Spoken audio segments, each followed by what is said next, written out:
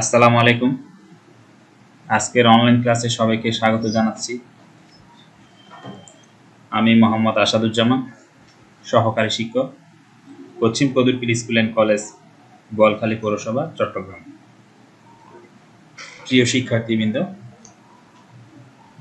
বরাবরের নিয়ে আজকেও তোমাদের সামনে হাজির হয়েছি নবম ও দশম শ্রেণীর হিসাব বিজ্ঞান বিষয় নিয়ে।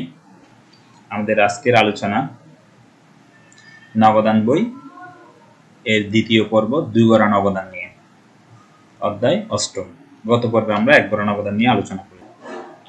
অর্থাৎ যে সকল প্রতিষ্ঠানে নগদ অর্থ লেনদেনের পাশাপাশি ব্যাংকের মাধ্যমেও লেনদেন সম্পন্ন করা হয়, ওই সকল প্রতিষ্ঠানে নগদ অর্থ ও ব্যাংক সংশ্লিষ্ট লেনদেন একত্রে লিপিবদ্ধের জন্য 2 গড়া নগদান বই প্রস্তুত করা হয়। অর্থাৎ কারবারে নগদ টাকার পাশাপাশি চেকের মাধ্যমেও কিন্তু লেনদেন হয়। ওই চেকের লেনদেনকে আমরা ব্যাংকের লেনদেন বলে থাকি।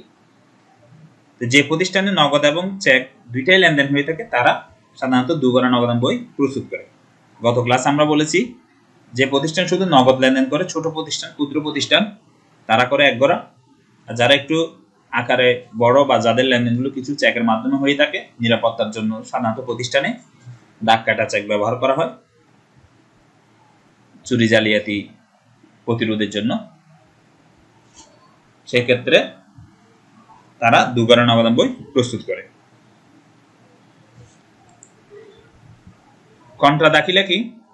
নগদান বই করার জন্য আমাদেরকে এই বিষয়টা জানতে হবে যে সকল লেনদেনের ফলে নগদান হিসাব ও ব্যাংক হিসাব দুটোই একসঙ্গে প্রভাবিত হয়, ওই সকল লেনদেন সমূহকে কি বলে? কন্ট্রা দাখিলা বলা হয়। কেন? নগদান ও ব্যাংক উভয়ই কি সম্পদ শ্রেণীর হিসাব, তাই নির্দিষ্ট লেনদেনের দ্বারা একটি হিসাব ডেবিট হলে অপর হিসাবটি কি হবে? ক্রেডিট হবে। সেক্ষেত্রে এই লেনদেনগুলোকে আমাকে উভয় দিকে পোস্টিং এর পর হিসাব দুইটির পাশে সি অথবা ক লিখে চিহ্নিত করা যেতে পারে। কারণ বিষয়টা হচ্ছে যে একটা লেনদেন হবে, ওই লেনদেনের জাবেদাটা হবে একটি নগদান হিসাব, অপরটি ব্যাংক হিসাব। অর্থাৎ একটা ডেবিট হবে, অপরটি ক্রেডিট হবে। সেই ক্ষেত্রে কিন্তু কন্ট্রা হবে। যদি দুইটি একসাথে একদিকে হয়, ডেবিট দিকে হয় নগদান হিসাব, ব্যাংক হিসাব, তাহলে কিন্তু কন্ট্রা হবে না। আমরা একটা উদাহরণের মাধ্যমে দেখি। ব্যাংকে জমা দান 15,000 টাকা, তাহলে টাকা ব্যাংকে জমা দেওয়া হয়েছে, এটার জাবেদা কি? ব্যাংক হিসাব ডেবিট, নগদান হিসাব ক্রেডিট। তাহলে এই লেনদেনের দ্বারা নগদান হিসাব এবং ব্যাংক হিসাব দুইটাই কি হয়েছে? প্রভাবিত হয়েছে। এবং দুইটা কিন্তু দুই দিকে আসছে, অর্থাৎ একটা ডেবিট দিকে আসছে, অপরটি ক্রেডিট দিকে আসছে। তাহলে এই লেনদেনটি কি হবে? কন্ট্রা হবে। অর্থাৎ নগদান বইয়ের উভয় দিকে আমাকে লিপিবদ্ধ করতে হবে। আরেকটি লেনদেন দেখি। ব্যাংক হতে উত্তোলন অথবা ব্যাংক হতে কারবারের প্রয়োজনে উত্তোলন, কথা কিন্তু একই। ব্যাংক হতে টাকাটা উত্তোলন করেছে সেটা বলতে পারে, তো কিছু না বললে আমরা ধরে নিব এটা কার জন্য? কারবারের জন্য বা ব্যবসায়ীর জন্য। অথবা বলে দিতে পারে ব্যাংকে ব্যাংক হতে কারবারের প্রয়োজনে উত্তোলন 10,000 টাকা।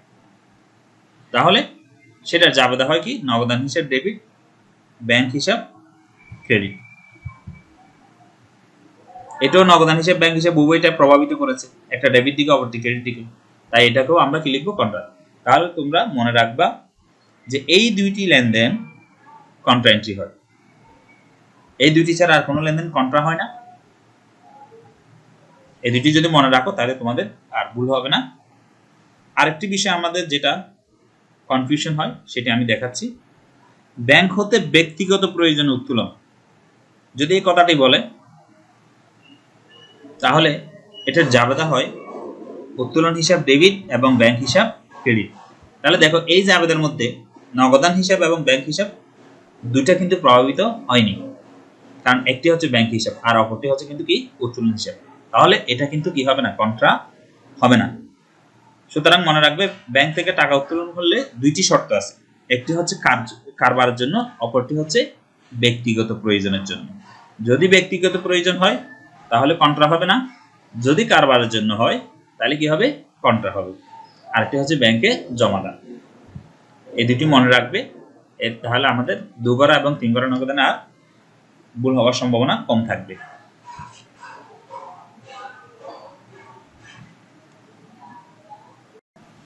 আচ্ছা, আমরা একটা অনুশীলন করি।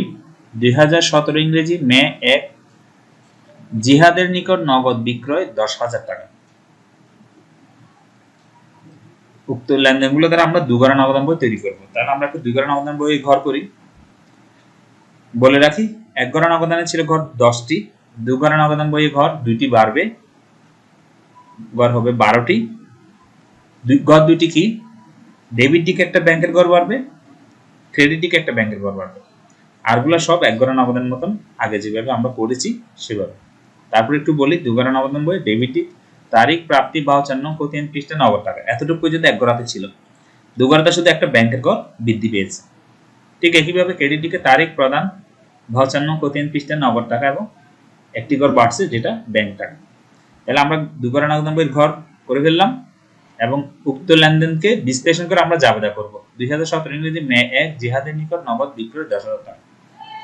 তোমাদেরকে এক ঘর নগদানে বলেছিলাম নগদান বই করার জন্য আমরা দুইটা পদ্ধতি অ্যাপ্লাই করব। একটি হচ্ছে, যদি আমার কাছে টাকা আসে তাহলে ডেবিট দিকে লিপিবদ্ধ করব, আর যদি আমার কাছ থেকে টাকা চলে যায় তাহলে ক্রেডিট দিকে লিপিবদ্ধ করব। এখানেও ঠিক একই রকম, তবে এখানে টাকার পাশাপাশি ব্যাংকের একটা কথা বলা আছে। তো ব্যাংক লেনদেন হয় সাধারণত কিসের মাধ্যমে? চেকের মাধ্যমে। তাহলে আমি যদি কার কাছ থেকে চেক পাই সেটা আমরা ডেবিট দিকে লিখবো, কারণ চেকের কারণে ব্যাংকের টাকা কি হচ্ছে? বৃদ্ধি পাচ্ছে, এবং ওই চেকের টাকাটা আমরা ব্যাংকের ঘরে লিখবো। আবার কাউকে যদি আমি চেক প্রদান করি তাহলে সেটা এই যে প্রদান ক্রেডিট দিকে আছে, ক্রেডিট দিকে হবে, তবে চেক যেহেতু দিয়েছি ব্যাংকের ঘরে হবে। শুধু পার্থক্য হচ্ছে এটাই। এটা একটা গেল আসা যাওয়া নিয়ে। আরেকটি হচ্ছে জাবেদা করে। জাবেদা করে, জাবেদা থেকে যেভাবে আমরা প্রতিদিন করেছি সেভাবে আমরা লিপিবদ্ধ করব। তাহলে আমরা উক্ত লেনদেন থেকে জাবেদা করলে কি পাই? জিহাদের নিকট নগদ বিক্রয়, তাহলে নগদান হিসাব ডেবিট, বিক্রয় হিসাব ক্রেডিট। আগে আমরা জাবেদা দিয়ে ক্যালকুলেশন করব, তারপরে ভিন্নভাবে করব। তাহলে নগদান হিসাব কোন দিকে আছে? ডেবিট দিকে। আমরা কোন দিকে লিখবো? ডেবিট দিকে লিখবো। তাহলে কি নাম লিখবো? বিপরীত। বিপরীত নাম কি আছে? বিক্রয় হিসাব। আর যেহেতু এটা টাকা নগদে, সেজন্য আমরা নগদের করে লিখবো। এটা একটা গেল পদ্ধতি। আবার যদি ওইভাবে চিন্তা করে আসা যাওয়া নিয়ে, জিহাদের নিকট নগদ বিক্রয় করা হয়েছে 10,000 টাকা, তাহলে বিক্রয়ের ফলে আমার কাছে কি আসছে? টাকা। টাকা বৃদ্ধি পেয়েছে।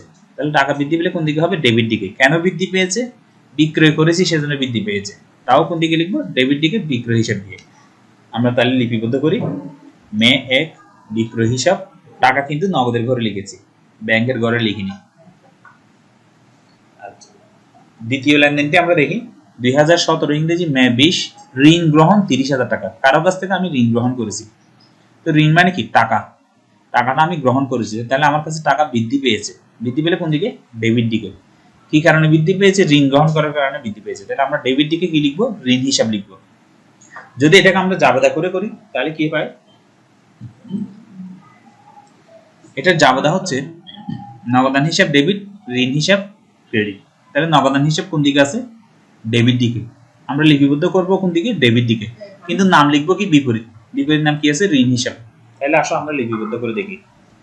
মে 20 ঋণ হিসাব, যেহেতু টাকা পেয়েছি নগদ টাকা, সেজন্য নগদের ঘরে 30,000 টাকা। তৃতীয় লেনদেনটি আমরা দেখি। 2017 ইংরেজি মে 25 ব্যাংকে জমাদান 14,000 টাকা। একটু আগে আমরা আলোচনা করেছি, এখানে কন্ট্রা দাখিলের কথা বলা হচ্ছে। দুইটা বিষয় কন্ট্রা এন্ট্রি হয়, একটা হচ্ছে ব্যাংকে জমা দিলে, আর একটি হচ্ছে ব্যাংক থেকে টাকা উত্তোলন করলে। তবে উত্তোলনের ক্ষেত্রে শর্ত আছে। দুই কারণে ব্যাংক থেকে টাকা উত্তোলন করা হয়। একটা হচ্ছে মালিকের ব্যক্তিগত প্রয়োজনে, অপরটি হচ্ছে কারবারের প্রয়োজনে। কিছু না বললে সেটাকে আমরা কারবারের প্রয়োজনে ধরে নিব। আর যদি সরাসরি বলেই দেয় কারবারের প্রয়োজনে তুমি, তাহলে তো কারবারের প্রয়োজনে ধরতেই হবে। আবার যদি বলে দেয় ব্যক্তিগত প্রয়োজন উত্তোলন, তাহলে সেটা কারবারের জন্য ধরা যাবে না, এটা ব্যক্তিগত হবে। তাহলে কন্ট্রা হবে কোনগুলো? ব্যাংকে জমা দিলে আর কারবারের জন্য ব্যাংক হতে উত্তোলন করলে। এই দুইটা মনে রাখবে, কারণ এই দুইটা সবসময় তোমাদের ভুল হয়ে থাকে। যদি মনে রাখতে পারো তাহলে আর ভুল হবে না। 2017 ইংরেজি মে 25 ব্যাংকে জমাদান। এক্ষেত্রে আমরা আসা যাওয়া নিয়ে ক্যালকুলেশন করব না, সরাসরি আমরা জাবেদা দিয়ে ক্যালকুলেশন করব, তাহলে আমাদের জন্য বিষয়টা সহজ হবে। তাহলে এই ক্ষেত্রে আমরা ব্যাংকে জমা দেওয়া হলো, এটা জাবেদা কি পাই? ব্যাংক হিসাব ডেবিট, নগদান হিসাব ক্রেডিট। তাহলে আমার কন্ট্রা এন্ট্রিতে শর্ত ছিল কি? যে লেনদেনের দ্বারা নগদান হিসাব এবং ব্যাংক হিসাব দুইটার উপর কি হয় প্রভাব বিস্তার করে, অর্থাৎ একটি ডেবিট দিকে অপরটি কিন্তু ক্রেডিট দিকে। দুইটা আবার একদিকে হলে কিন্তু হবে না, দুইটা দুই দিকে হতে হবে। সেই ক্ষেত্রে এটা কন্ট্রা দাখিলা হবে, অর্থাৎ উভয় দিকে আমাকে লিখতে হবে, একটা ডেবিট দিকে লিখতে হবে আর একটা ক্রেডিট দিকে লিখতে হবে। তাহলে আসো আমরা লিপিবদ্ধ কিভাবে করবো। লিপিবদ্ধ আগের মতো প্রতিয়ান যেভাবে করছো সেভাবে। ব্যাংক হিসাব ডেবিট আছে, তাহলে আমরা ডেবিট দিকে যাব। বিপরীত নাম কি আছে নগদান, তাহলে আমরা লিখবো কি নগদান হিসাব। তাহলে লিপিবদ্ধ করে দেখি, ডেবিট দিকে নগদান হিসাব। একটু আগে আলোচনা করেছি হিসাবের পাশে কি লিখতে হবে ক লিখতে হবে, ক মানে কি কন্ট্রা। আচ্ছা, টাকাটা হবে কিন্তু কোথায় ব্যাংকের ঘরে। কেন ব্যাংকের ঘরে হচ্ছে, কারণ ব্যাংক হিসাবে ডেবিট আছে, তাহলে আমরা ডেবিট দিকে লিখবো ব্যাংক হিসাব ব্যাংকের ঘরে, শুধু নামটা লিখবো যে কি বিপরীত নামটা অর্থাৎ নগদান হিসাবটা। একইভাবে এবার আসো নগদান হিসাব কোন দিকে আছে ক্রেডিট দিকে, তাহলে আমরাও লিপিবদ্ধ করবো কোন দিকে ক্রেডিট দিকে। তবে যেহেতু নগদান আছে টাকাটা হবে কার ঘরে নগদানের ঘরে। কেন, উপরেরটা যেমন ব্যাংক ছিল ডেবিটে সেজন্য ব্যাংকের ঘরে হয়েছে, আর এটা যেহেতু নগদানটা ক্রেডিটে সুতরাং নগদের ঘরে হবে। তাহলে আমরা লিপিবদ্ধ করি, বিপরীত নাম হচ্ছে ব্যাংক হিসাব, ব্যাংক হিসাব লিখলাম, যেহেতু কন্ট্রা এন্ট্রি সেজন্য ক লিখলাম, একই তারিখে কিন্তু খেয়াল করো এবং একই টাকা, শুধু টাকাটা হবে নগদানের ঘরে, ওটা হবে কিন্তু ব্যাংকের ঘরে। মনে রাখার জন্য আরেকটা কাজ করতে পারো, যখন এখানে নগদান হিসাব লিখবে মনে রাখবে টাকাটা হবে ব্যাংকের ঘরে, যখন এখানে ব্যাংক হিসাব লিখবে টাকাটা হবে নগদের ঘরে, অর্থাৎ উল্টো। এই একটা গেলে কন্ট্রা এন্ট্রি। আমি তোমাদের বোঝার সুবিধার্থে আরেকটা কন্ট্রা এন্ট্রি যেটা আছে সেটাও দিয়ে দিলাম, এবং যেটা আসবে না সেটা সহ দিছি। এখানে দুইটা অংশ আছে লেনদেনটা আমরা দেখি। 2017 ইংরেজি মে 28 ব্যাংক হতে ব্যক্তিগত প্রয়োজনে 2000 টাকা ও অফিসের প্রয়োজনে 8000 টাকা উত্তোলন। তাহলে ও দিয়ে এখানে দুইটা অংশ আছে, আমরা শুধু প্রথম অংশটা নিয়ে আলোচনা করি আগে। ব্যাংক হতে ব্যক্তিগত প্রয়োজনে 2000 টাকা উত্তোলন। তাহলে আমি একটু আগে বলেছি ব্যাংক হতে দুই কারণে উত্তোলন করা হয় টাকা, একটা হচ্ছে মালিকের ব্যক্তিগত প্রয়োজনে, আরেকটা হচ্ছে অফিসের প্রয়োজনে। অফিসের প্রয়োজন হলে কন্ট্রা হবে, আর ব্যক্তিগত হলে কন্ট্রা হবে না। কেন হবে না, আমরা জাবেদার মাধ্যমে করি তাহলে বুঝতে পারবো। ব্যক্তিগত প্রয়োজনে 2000 টাকা উত্তোলন, এটা জাবেদা কি, এগুলো আমরা জাবেদার ক্লাসে কিন্তু আলোচনা করেছি। এখন সরাসরি একটু দেখি জাবেদা কি। উত্তোলন হিসাব ডেবিট হবে এবং ব্যাংক হিসাব ক্রেডিট হবে। তাহলে দেখো আমার হিসাবটা হচ্ছে কিন্তু নগদান হিসাব বা নগদান বই, যদিও এখানে টাকার ঘর নগদান একটা আছে ব্যাংক একটা আছে, তাহলে আমরা শুধু কাজ করব কাকে নিয়ে নগদান হিসাবকে নিয়ে এবং ব্যাংক হিসাবকে নিয়ে। তাহলে এই জাবেদার মধ্যে নগদান হিসাব আছে নাই, তাহলে নগদের ঘর আমাকে লিখতে হবে না। এই জাবেদার মধ্যে ব্যাংক হিসাব আছে, হ্যাঁ আমরা ব্যাংক হিসাব দেখতে পাচ্ছি, তাহলে আমাকে লিপিবদ্ধ করতে হবে। আসো আমরা ব্যাংক হিসাব কোন দিকে আছে ক্রেডিট দিকে, তাহলে আমরা কোন দিকে লিপিবদ্ধ করব ক্রেডিট দিকে লিপিবদ্ধ করব। কি নাম লিখবো শিক্ষার্থী বন্ধুরা বিপরীত নাম, তাহলে বিপরীত নাম কি আছে উত্তোলন হিসাব। তাহলে আসো আমরা লিপিবদ্ধ করি, এটা ক্রেডিট দিকে লিখতেছি, বিপরীত নাম উত্তোলন হিসাব লিখেছি। ব্যাংক হিসাব টাকা যেদিকে আছে সেদিকে লিখতে হবে, অর্থাৎ ক্রেডিট দিকে ব্যাংক হিসাব আছে সেজন্য আমরা টাকা লিখছি কোথায় ব্যাংকের ঘরে, নগদের ঘরে নয় কিন্তু। আচ্ছা, এরপরে প্রথম অংশ কাজ শেষ, আসো আমরা দ্বিতীয় অংশ কাজ করি। একই তারিখে অফিসের প্রয়োজনে 8000 টাকা উত্তোলন করেছি, এটা জাবেদা একটু আগেও বলেছি, আবার দেখি আমরা অফিসের প্রয়োজনে 8000 টাকা উত্তোলন, এর জাবেদা হচ্ছে নগদান হিসাব ডেবিট ব্যাংক হিসাব ক্রেডিট। তাহলে যেই জাবেদার মধ্যে বা যে লেনদেন দ্বারা নগদান হিসাব এবং ব্যাংক হিসাব দুইটাই কি হয় প্রভাবিত হয়, সেটা কি হবে কন্ট্রা হবে, অর্থাৎ উভয় দিকে লিখতে হবে। তাহলে এটাও কি উভয় দিকে লিখতে হবে। আসো আমরা একটা একটা করে লিখি।